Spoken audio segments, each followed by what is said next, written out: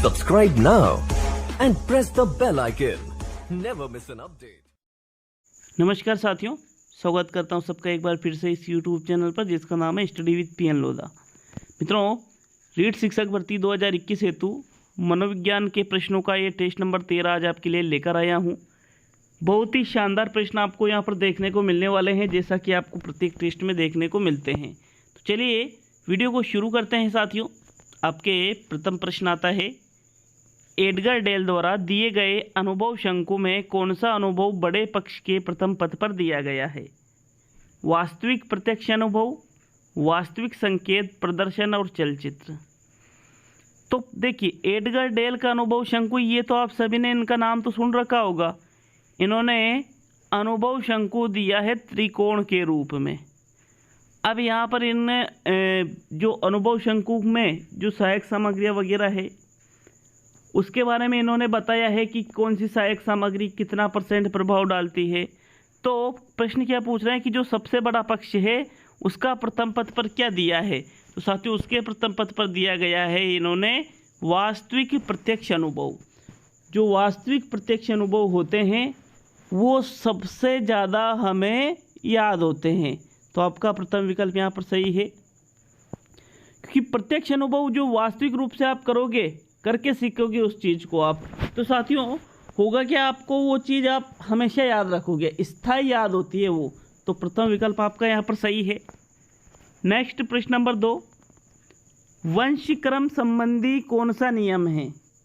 सीखने का नियम, समानता का नियम, स्वास्थ्य का नियम और प्रयास का नियम।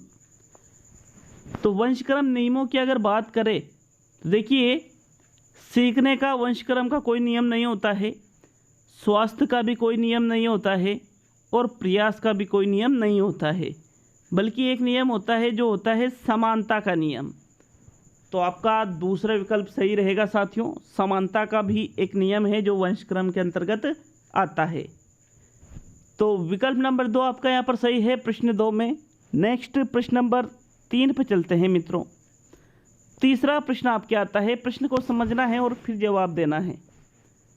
विकास के संबंध में सही कथन नहीं है, तो जो कथन सही नहीं है विकास के संदर्भ में उसके बारे में बताइए। विकास विशिष्ट से सामान्य की ओर होता है, विकास अंतः क्रिया का परिणाम है, विकास एक व्यक्तिगत प्रक्रिया है और विकास विशिष्ट व्यवस्थित श्रृंखला का अनुगामी है। तो देखिए मित्रों, यहाँ पर आपके सामने ये जो 4 विकल्प है, इनमें एक विकल्प ऐसा है जो विकास के बारे में सही नहीं है। तो देखिए, जो सही है उसको देखते हैं। सबसे पहले तो तीसरा विकल्प आपका सही है कि विकास एक व्यक्तिगत प्रक्रिया है। दूसरा भी सही है, विकास अंतःक्रिया का परिणाम है। तीसरा, ये चौथा भी सही है, विकास विशिष्ट व्यवस्थित श्रृंखला का अनुगामी है। लेकिन आपका जो प्रथम विकल्प है वो क्या है, गलत है। क्यों? क्योंकि विकास विशिष्ट से सामान्य की ओर नहीं होता है साथियों, बल्कि सामान्य से विशिष्ट की ओर होता है। पहले बालक में सामान्य गुण विकसित होते हैं, फिर धीरे धीरे उन गुणों में विशिष्टता आ जाती है। इसलिए आपका यहाँ पर प्रश्न नंबर 3 में प्रथम विकल्प सही रहेगा कि ये जो कथन है ये विकास के संबंध में सही कथन नहीं है। अगला प्रश्न देखेंगे मित्रों, प्रश्न नंबर 4, प्रतिबिंब, अवधारणा, प्रतीक एवं संकेत, भाषा, शारीरिक क्रिया और मानसिक क्रिया, ये सभी चीज़ें किसमें अंतर्निहित है? विचारात्मक प्रक्रिया है ये सभी चीज़ें, अनुकूलन है, प्रेरक पेशी विकास है और समस्या समाधान है। तो साथियों, ये जितने भी ऊपर दी गई है ये सभी चीज़ें क्या है, विचारात्मक प्रक्रिया। मतलब जैसे व्यक्ति के मन में प्रतिबिंब बनता है किसी चीज़ को देखकर, किसी चीज़ को पढ़कर के समझकर के अवधारणा बनती है, प्रतीक बनते हैं मन में, संकेत आते हैं, भाषा उसके मन में होती है, मानसिक क्रिया अंतर्निहित, ये सभी चीज़ें क्या है, मानसिक क्रिया वगैरह विचारात्मक प्रक्रिया के अंतर्गत आ जाती है। विचारात्मक प्रक्रिया, प्रथम विकल्प आपका सही रहेगा साथियों प्रश्न नंबर 4 में। अगला प्रश्न देखेंगे, प्रश्न 5, सर्वाधिक गहन एवं जटिल सामाजिकरण का काल है। पूर्व बाल्यावस्था, किशोर अवस्था, शैशवावस्था और मध्य बाल्यावस्था। तो साथियों, सर्वाधिक गहन और जटिल सामाजिकरण का काल होता है किशोर अवस्था, क्योंकि किशोर अवस्था में किशोर को कई तरह की समस्याओं का सामना करना पड़ता है, और जब ये समस्याएं किशोर के सामने आती है तो कई बार अपराध भी कर बैठता है समायोजन न कर पाने पर। तो साथियों, इसलिए इसको सर्वाधिक गहन और जटिल सामाजिकरण का काल कहा जाता है। विकल्प 2 सही है आपका प्रश्न नंबर 5 में। नेक्स्ट प्रश्न 6, भाषा विकास का सिद्धांत नहीं है। तो मित्रों, यहाँ पर आपको बता रहे हैं कि कौन सा सिद्धांत भाषा विकास के अंतर्गत नहीं आता है। पहला है आपके अनुकरण का सिद्धांत, दूसरा है आपके परिपक्वता का सिद्धांत, तीसरा है अनुबंधन का सिद्धांत और चौथा है अतिरिक्त शक्ति का सिद्धांत। तो साथियों, यहाँ पर देखिए, जो अतिरिक्त शक्ति का सिद्धांत है ये भाषा विकास का सिद्धांत नहीं है। अतिरिक्त शक्ति का सिद्धांत शारीरिक विकास के संबंध में है ये। तो आपका चौथा विकल्प सही रहेगा। ये दिया था जिलर और राइन ने, चौथा विकल्प सही है साथियों। ये कोई भाषा विकास का सिद्धांत नहीं है। नेक्स्ट प्रश्न नंबर 7। मित्रों, 7वां प्रश्न है, बाल विकास के क्षेत्र में सर्वप्रथम परिपक्वता शब्द का प्रयोग किया। हरलोक, वाइट, एगेसेल और आइंजेक। तो राइट आंसर बताइए साथियों, बाल विकास के क्षेत्र में सबसे पहले परिपक्वता शब्द का प्रयोग किसने किया? मित्रों, राइट आंसर है एगेसेल के द्वारा सबसे पहले परिपक्वता शब्द का प्रयोग किया गया था सन 1919 में। कब किया गया था? 1919 में। आपका तीसरा विकल्प यहाँ पर सही है प्रश्न नंबर 7 में। अगला प्रश्न देखेंगे मित्रों, प्रश्न 8। 8वां प्रश्न शिक्षा मनोविज्ञान से संबंधित डायरेक्टली क्वेश्चन है कि शिक्षा मनोविज्ञान की प्रकृति वैज्ञानिक है क्योंकि। शिक्षा मनोविज्ञान की प्रकृति वैज्ञानिक क्यों है ये बताना है। क्योंकि इसमें विद्यार्थियों के व्यवहार का अध्ययन किया जाता है, क्या इसलिए ये वैज्ञानिक है? क्योंकि इसमें शैक्षिक वातावरण में अधिगमकर्ता के व्यवहार का वैज्ञानिक माध्यम से अध्ययन किया जाता है, क्या इसलिए ये वैज्ञानिक है?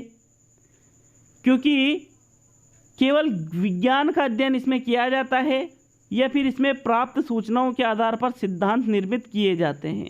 तो साथियों बताइए, शिक्षा मनोविज्ञान की प्रकृति वैज्ञानिक क्यों है? मित्रों, प्रथम विकल्प गलत है, ये मनोविज्ञान है, विद्यार्थियों का व्यवहार का अध्ययन मनोविज्ञान। लेकिन शिक्षा मनोविज्ञान डायरेक्टली है शैक्षिक वातावरण में अधिगमकर्ता के व्यवहार का वैज्ञानिक माध्यम से अध्ययन इसमें किया जाता है। तो दूसरा विकल्प आपका सही रहेगा प्रश्न नंबर 8 में। मित्रों, नेक्स्ट प्रश्न नंबर 9। शिक्षा मनोविज्ञान में आने वाली प्रमुख समस्या क्या है? शैक्षिक पिछड़ापन, शिक्षा का गिरता स्तर, शिक्षकों की अनुपस्थिति और छात्रों की अनुपस्थिति। तो शिक्षा मनोविज्ञान में आने वाली प्रमुख समस्या है साथियों शैक्षिक पिछड़ापन।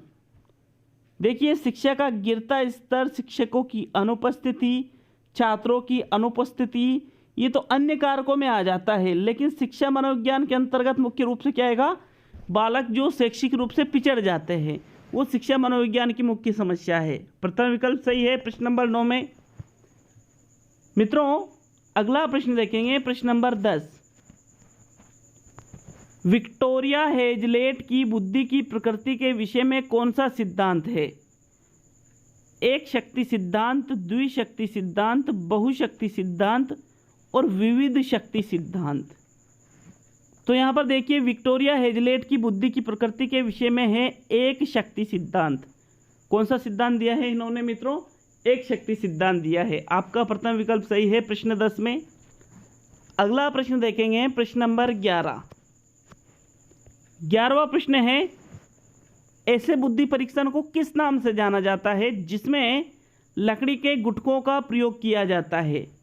TAT मतलब टेट, CAT मतलब केट, R में बीटा परीक्षण और निष्पादन परीक्षण। तो साथियों, जिन परीक्षणों में लकड़ी के गुटकों का प्रयोग किया जाता है उनको निष्पादन परीक्षण या परफॉर्मेंस टेस्ट के नाम से जाना जाता है। आपका चौथा विकल्प सही है प्रश्न 11 में। अगला प्रश्न देखेंगे प्रश्न 12। व्यक्ति का बौद्धिक व्यवहार अनेक स्वतंत्र योग्यताओं पर निर्भर करता है, यह तर्क किस सिद्धांत में दिया गया है? स्पीयरमैन का द्विकारक सिद्धांत, थॉमसन का प्रतिदर्श सिद्धांत, बिनय का एक कारक सिद्धांत और थ्रस्टन का समूह कारक सिद्धांत। साथियों देखिए, व्यक्ति का बौद्धिक व्यवहार अनेक स्वतंत्र योग्यताओं पर निर्भर करता है, यह है थॉमसन का प्रतिदर्श सिद्धांत। इसमें बुद्धि की इन्होंने अनेक योग्यताएं बताई है। दूसरा विकल्प आपका सही रहेगा प्रश्न 12 में। अगला प्रश्न देखेंगे मित्रों प्रश्न 13। सृजनात्मकता के संबंध में सही कथन नहीं है, तो जो कथन सृजनात्मकता के संबंध में सही नहीं है उसका आंसर दीजिए। सृजनात्मकता मौलिक होती है, सृजनात्मकता परिवर्तनशील होती है, सृजनात्मकता जीवन के प्रत्येक क्षेत्र में नहीं पाई जाती है और सृजनात्मकता का संबंध अपसारी चिंतन से है। तो देखिए इसका जो सही आंसर है वो रहेगा तीसरा विकल्प कि सृजनात्मकता जीवन के प्रत्येक क्षेत्र में नहीं पाई जाती है। ये कथन सही नहीं है, क्योंकि सृजनात्मकता तो भाई जीवन के प्रत्येक क्षेत्र में पाई जाती है, बाकी ये मौलिक भी होती है, परिवर्तनशील भी होती है और इसका संबंध अपसारी चिंतन से है, लेकिन ये प्रत्येक क्षेत्र में भी पाई जाती है। इसलिए ये तीसरा विकल्प सही है, क्योंकि ये कथन क्या कह रहा है कि नहीं पाई जाती और ये सही नहीं है। नेक्स्ट प्रश्न 14। अनुभव एवं प्रशिक्षण के कारण व्यवहार में होने वाले स्थायी परिवर्तन ही अधिगम है, यह कथन किसका है? वुडवर्थ, स्किनर, गेट्स व अन्य और हल। तो साथियों अनुभव एवं प्रशिक्षण के कारण व्यवहार में होने वाले परिवर्तनों को कहा जाता है अधिगम। ये कथन है गेट्स और अन्य के। तीसरा विकल्प सही है यहाँ पर प्रश्न 14 में। आज का अंतिम प्रश्न नंबर 15 देखेंगे, लेकिन साथियों अगर वीडियो अच्छा लगता है तो लाइक शेयर जरूर करिएगा और चैनल पर नए हो तो चैनल को सब्सक्राइब करके हमें सपोर्ट जरूर करिएगा। मिलते हैं अगले वीडियो में, लेकिन इसका अंतिम प्रश्न और देखेंगे। पियाजे के संज्ञानात्मक सिद्धांत की किस अवस्था को ज्वार बाटा की अवस्था कहते हैं? संवेदी पेशी अवस्था, पूर्व संक्रियात्मक अवस्था, मूर्त संक्रियात्मक अवस्था और औपचारिक क्रियात्मक अवस्था। तो मित्रों पियाजे की जो संज्ञानात्मक विकास की अवस्थाएं हैं उसमें ज्वार बाटा की अवस्था कहते हैं संवेदी पेशी अवस्था को, जिसकी उम्र होती है 0 से 2 वर्ष की। जैसे ज्वार बाटा में उतार चढ़ाव आता है, ऐसे संवेदी पेशी अवस्था में भी दुख सुख में बहुत ही ज़्यादा उतार चढ़ाव आता है, इसलिए इसकी तुलना ज्वार बाटा से कर दी गई है। प्रथम विकल्प सही है। मिलते हैं अगले वीडियो में दोस्तों। बहुत बहुत धन्यवाद वीडियो को पूरा देखने के लिए।